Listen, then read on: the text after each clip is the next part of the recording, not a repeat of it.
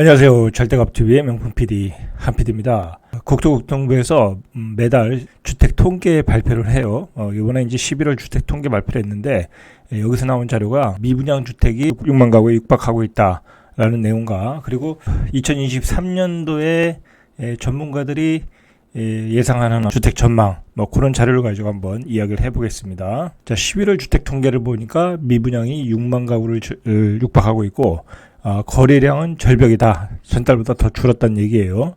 그리고 전세는 줄어들고 있고 월세는 22% 증가하고 있다. 자, 이게 핵심 골자예요. 자, 30일 국토교통부가 공개한 2022년 11월 주택 통행에 따르면 지난달 말 기준 전국의 미분양 주택이 58,027호. 자, 전월 대비 22.9% 증가했다. 그러니까 한 23% 증가했다라는 거예요. 그러면 다음 달에는 한 30%, 그 다음 달에는 50%. 자, 이렇게 미분양 주택은 순식간에 기하급수적으로 증가를 해요. 그러니까 미분양 주택의 증가 추세를 보고 집값 하락 전망을 예측하겠다라는 것은 굉장히 무모한 거라는 거예요. 자, 22.9%의 증가는 2018년 12월 이후에 최고치에 해당하는 숫자라는 거예요. 미분양이 한 달 새 1만 호 이상 늘어난 것으로는 2015년 12월 이후 6년 11개월 만의 일이다. 자, 미분양이 급증하고 있다는 거예요. 춘천주공도 지금 예측할 수 없을 정도로 분양 시장이 굉장히 안 좋아요. 그 춘천주공의 또 후폭풍으로 광명역에서 역세권에서 분양했던 철산 자이죠. 자, 그것도 미분양이 났고, 자, 광명 뉴타운에서 분양한 것도 미분양이 났고, 자, 그러니까 서울의 역세권의 적정 분양가 아니면 미분양이 하고 있다라고 보시면 돼요. 자, 수도권 미분양이 1373으로 전월보다 36.3% 늘어났다라는 거예요. 자, 이제 수도권이 인기 있는 지역이잖아요. 자, 이렇게 늘어나고 있다. 분양하면 다 미분양이라는 얘기예요. 지방 미분양은 47,654호로 20.3% 증가했다. 그리고 공사가 끝난 뒤에도 분양되지 못하는 악성 미분양으로 분류되는 중공업 미분양이죠. 자, 이렇게 되면 이건 할인 분양으로 가는 거거든요. 이게 7,110호로 전월보다 0.5포인트 늘어났다라는 거예요. 그래서 6만 2천 가구가 위험선인데 그 위험선에 육박하고 있다라는 게 문제예요. 그럼 다음 달에 이제 6만 2천 가구를 넘겠죠. 다음 달까지 가지도 않겠네요. 이달 그러니까 이제 11월까지 통계니까 12월에 통계가 나오면은 이 미분양 물량까지 합산하면 6만 2천 가구가 넘겠죠. 자, 이제 이런 통계가 나오면 또 시장은 이제 아주 급격하게 어떤 매수 심리가 죽는다라고 보시면 돼요. 수도권에서는 인천 지역의 약세가 두드러지고 있다. 지방에서는 대구 지역의 미분양이 급증하고 있다. 대구는 11,700가구. 자, 요즘 대구는 앞으로 2, 3년 동안 공급 물량도 쏟아지고 미분양도 쌓이고 최악의 시장이에요. 근데 그 부동산 꾼들 중에 여기에 빨리 진입을 해야 된다 그런 사람들이 있더라고요. 초짜죠, 초짜. 제가 보기엔 초짜가 하는 소리예요. 자, 울산 지역의 미분양 주택 증가율은 112% 증가했다. 울산도 심각하죠. 그러니까 대구, 울산, 그다음에 대전 이런 지역들 다 지금 미분양 나오고 있잖아요. 대전 같은 경우는 적정 분양가면은 다 완판돼요. 갑천 트리플 시티 같은 경우에 4억 5천 정도. 그 정도면 대전 분들도 적당한 입지라고 하면 수용할 수 있는 가격이거든요. 자, 근데 6억 8천, 7억 넘어버리면 이제 안 팔린다. 용문 더 샵을 보면 알 수 있죠. 그 11월 주택 통계에 보면 전월세 거래량을 보면 전국 주택 전월세 거래량이 총 20만 3,420건으로 지난해 같은 기간보다 5.4% 증가했다는 거예요. 전월세 거래량은 전체적으로 늘어났어요. 왜냐면 집을 안 사니까. 자, 전세 거래량은 지난해 같은 기간보다 8.6포인트 줄어들었다. 자, 금리가 올라가니까 사람들이 전세로 안 사는 거죠. 자, 전세 금리는 이제 변동금리잖아요. 3개월마다 한 번씩 바뀌어야 되니까 부담스럽다는 거죠. 그래서 고정금리인 월세로 가고 있다라는 거야. 자, 월세 거래량은 10만 6,178 월세 거래량은 22.6%가 늘어났다라는 거예요. 자, 전월세 거래에서 월세가 차지하는 비중은 11월 달에 누계 기준으로 51.8 거의 52%가 되고 있다는 거야. 자, 이거 금리가 올라가면 계속 올라가는 거죠. 월세 거래량이. 자, 그러면 전세로 갭 투자하신 분들은 굉장히 상황이 어렵겠죠. 왜냐하면 전세로 살던 분이 월세로 옮겨주니까 시장에 전세 손님이 없는 거야. 그러니까 전세가 안 나가고 있는 거잖아요. 그래서 역전세만 나가지고 매우 큰 갭투자들이 곤욕을 치르고 있다라고 보시면 되겠죠. 자, 매매 거래량도 절벽이에요. 지난달 전국 아파트 매매 거래량은 18,275건, 10월 대비 1.6% 감소했다. 10월도 절벽이었는데 그때보다도 더 줄어들었다는 얘기예요. 전년 동월 대비로는 55.6%가 감소했다. 서울 아파트의 경우 전년 동월 대비 67% 줄어들었다. 자, 서울의 11월 달 거래량이 761건이에요. 이거 뭐 부동산들 다 굶어 죽겠죠. 9월이 856건이야. 더 줄어들었다라는 거예요. 그러니까 초급금매 아니면 거래가 안 된다. 거래량이 줄어드는 것을 뭐로 알 수 있냐면 그 심리를 보면 알 수 있겠죠. 그 심리에 대한 지표가 매매 수급 지수예요. 자, 32일 한국부동산원에 따르면 이번 주 서울 아파트 매매 수급 지수는 63.1. 지난주 64보다 한 1포인트 가량 떨어졌어요. 자, 이렇게 되면 이거 서울도 60 이하로 가겠죠. 사실 이거는 버블이라고 봐야 돼요. 이 가격 자체가 수용할 수 없는 버블 가격이라고 보니까 전혀 살 심리가 살아나고 있지 않다라고 보시면 돼요. 자, 경기도가 66.2, 인천이 64.6.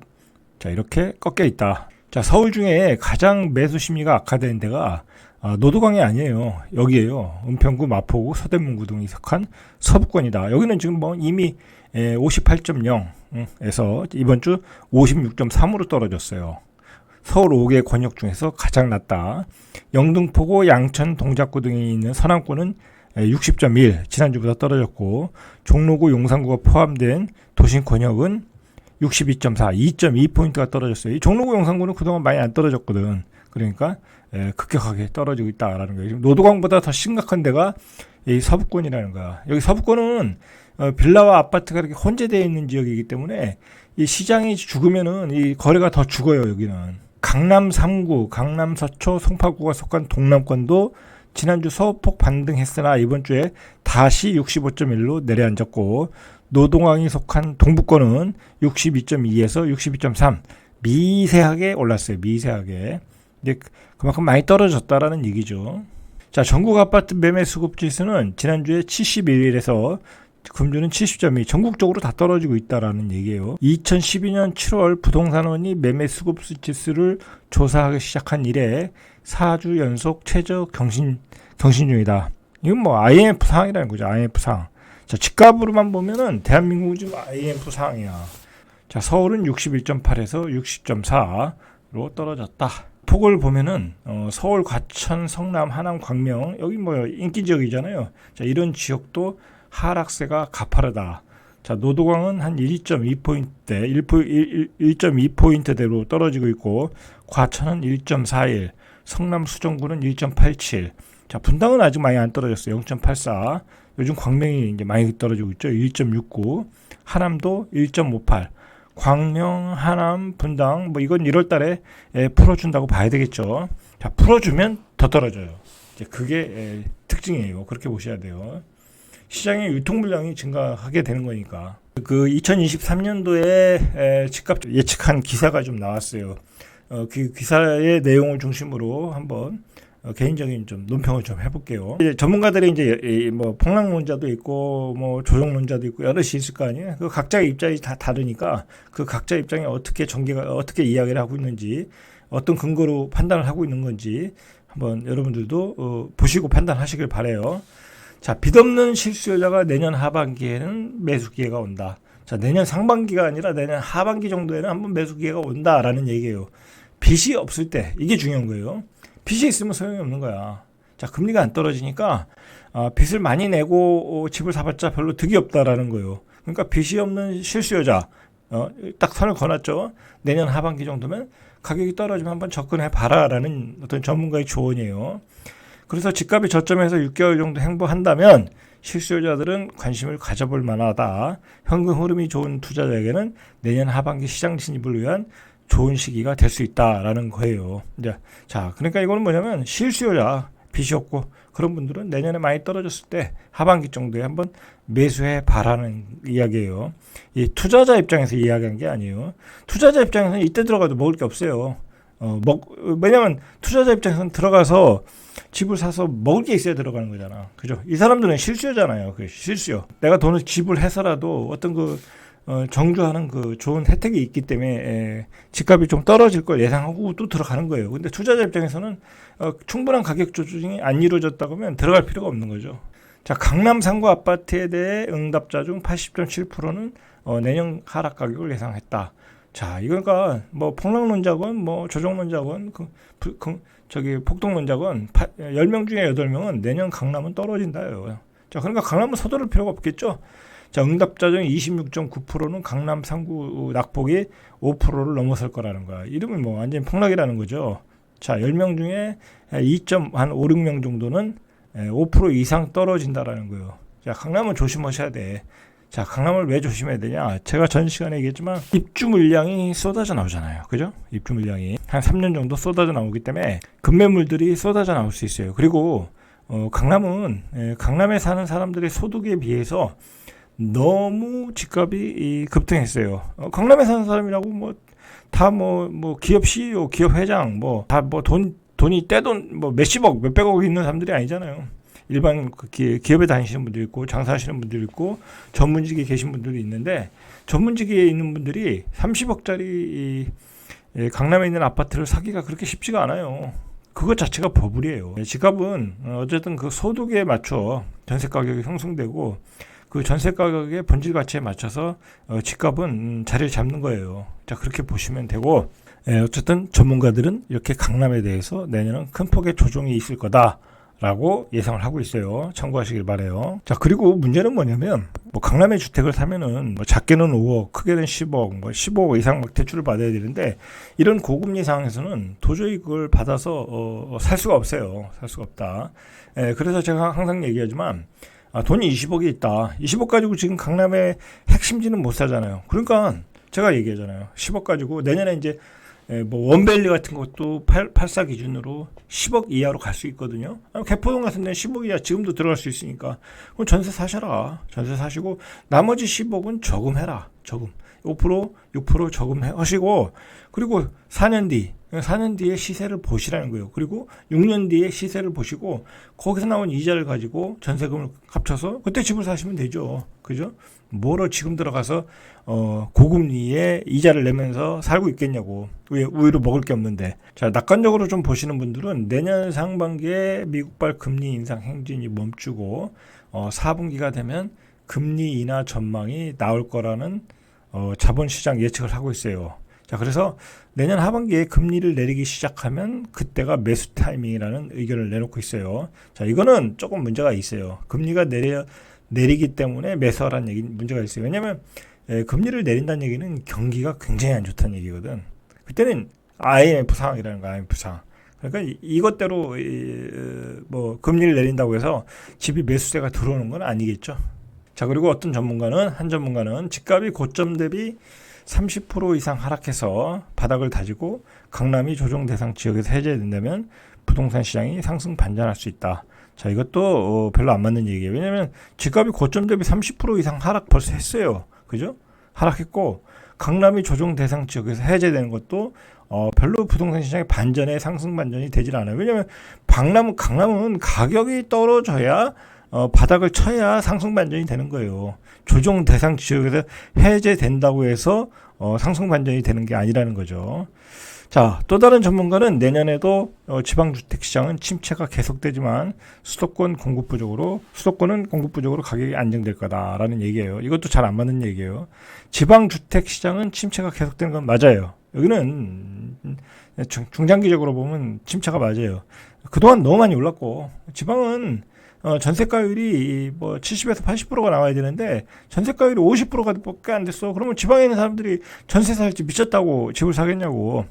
앞으로 2030년 정도로 가면은 인구 감소가 되고 지방 소멸 시대로 가는데 집을 살 필요가 없겠죠. 그냥 전세 살다가 다른 지방으로 이사 가든지 서울로 이사 가든지 자, 그런 계획으로 가겠죠.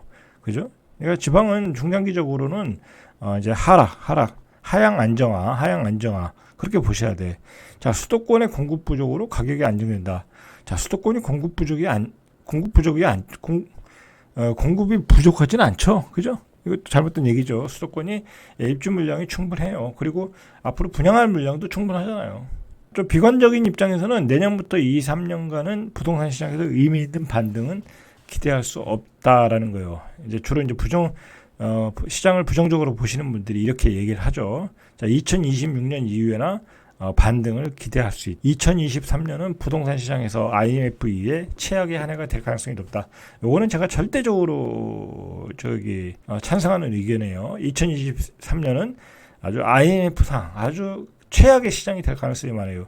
부동산 시장으로 보면. 그리고 주식 시장으로도 보면 주식이 작년에 12월에 2,800이었나요? 자, 올해 얼마 끝냈어요? 한 2,230 정도로 끝났잖아요. 마찬가지로. 그러면 주식이 내년 말에 또 얼마나 끝날지를 모른단 말이야. 자, 이 부동산은 올해부터 빠졌잖아요. 자, 올해부터 빠졌는데 내년 하반기에는 정말 어떻게 끝날지 모른다고. 시장을 비관적으로 보시는 분들은 2, 3년 동안은 부동산을 쳐다도 보지 말라는 얘기예요. 쳐다도 보지 말라. 자, 저는 대체적으로 이 의견에 동조를 해요. 자, 지방은 매우 위험하다. 자, 어떤 한 전문가는 서울을 규제 지역에서 해제하면 지방 아파트 하락세가 더 강하게 나타날 수 있어 지방의 매수는 신중해야 된다. 이거는 전 아주 절대적으로 동조를 해요. 절대적으로 찬성하는 의견이에요. 다른 전문가는 지방의 갭투자 아파트부터 전세 대란이 예상된다. 자, 요거 갭투자를 지방에 많이 하잖아요. 자, 그 갭투자 하신 분들 굉장히 곤욕스러운 상황이 올 수 있어. 앞으로 지방 아파트 때문에 곤욕스러운 상황이 올 수 있다. 요건 꼭 참고를 해서 투자하시는 분들은 참고를 하셔야 돼. 옛날 같은 옛날같이 그 투기꾼들이 들어가서 한 번에 쭉 올리고 이제 그런 시대가 아니란 얘기. 자, 지금은 기준금리 5%를 이길 수 있는 상품이 없어요. 부동산이든 주식이든 은행에 넣어놓고 5%를 받아서 그것보다 더 좋은 수익을 낼 수 있는 게 없어. 그렇지 않겠습니까? 주식은 사면 떨어지고 부동산은 버블이고 어떻게 이기겠어요? 자, 거기에다가 IMF는 앞으로도 저성장이라는 거야. 앞으로 10년 동안은. 자, 거기다가 고용 비용은 증가하고 있어. 그리고 세계화는 깨져서 저물가 시대로 가고 있어. 그러니까 인플레이션이 온다는 거잖아요. 인플레이션. 그러니까 스태그플레이션이 온다는 거야. 경기는 안 좋고 물가는 올라가는 스태그플레이션이 온다는 거야. 거기다가 급격하게 인구는 감소하고 있어. 그리고 지방 도시는 소멸시대로 가고 있어요. 자, 결국은 우리가 아파트라는 것도 요번에 시장에서 봤지만 그 순간적인 버블은 일어날 수 있어요. 근데 일어날 수 있는데 그 버블에서 얼마나 사람들이 팔았냐고. 거래가 되지도 않잖아요. 실질적으로 버블이 끼면 거래가 안 된다고. 결국은 아파트 가격은 본질 가치로 가게 돼 있는 거야. 수요죠. 수요에 의한 본질 가치. 그게 뭐겠어요? 매매와 전세잖아요. 매매는 비싸면 안 사고, 그리고 전세는 대출해서 살 수 있을 정도의 감당할 수 있는 금리면 사는 건데 지금 그 금리가 감당이 안 되니까 월세로 돌아서고 있는 거잖아. 그러니까 전세 가격이 무너지니까 매매 가격이 이렇게 급격하게 무너지고 있는 거잖아요. 자, 결국은 사람들의 그 전세로 살 거냐 월세로 살 거냐 그 수요에 달려 있다. 그 수요는 금리에 의해서 좌우된다. 자, 이제 윤석열 정부가 계속해서 미분양이 6만 가구 육박한다고 해서 또 이게 분위기를 막 규제 완화에 또 포커스를 맞추고 있어요. 자, 이제 그런 것보다는 윤석열 정부는 결국은 집값의 버블을 잡는 것이 목표가 돼야 돼요. 목표가. 자, 집값 버블을 못 잡으면 대한민국은 집단 자살로 가는 거야. 애들이 결혼 안 해요. 그리고 애기도 안 낳고 그럼 대한민국은 망하는 거지. 자, 그래서 이 규제 완화는 그냥 시장을 정상화하는 방향. 이제 구축의 유통 물량이 나와야 되는 거니까, 그리고 사고팔고가 정상화할 수 있는 정도 그런 방향으로 가면 되고, 공급을 지속적으로 확대하는 거, 이게 포커스가 돼야 되는 거죠. 그리고 임대주택 공급을 지속적으로 확대하는 거, 자, 이런 방향으로 가면 되겠다라고 생각을 합니다. 개인적으로 생각할 때 대한민국의 생존 조건, 최소한의 생존 조건은 두 가지라고 봐요. 이 건강보험과 어떤 주거의 문제, 그죠? 거기다가 복지까지 좋으면, 거기다가 연금제도까지 좋으면 선진국이잖아요. 자, 우리나라 건강보험은 세계 최고잖아요. 이것 가지고 뭐라고 할 수는 없어요. 근데 이 집값이 꽝이잖아. 대한민국의 젊은이들이 서울 수도권에 가서 18년 동안 돈을 하나도 안 써야 집을 살 수 있다. 자, 이게 해결 안 되면 대한민국이 생존할 수 없는 거야. 자, 그런 것에 초점을 맞춰서 정책들이 참 이루어지길 바랍니다. 이상 절대값TV의 명품 PD 한 PD였습니다.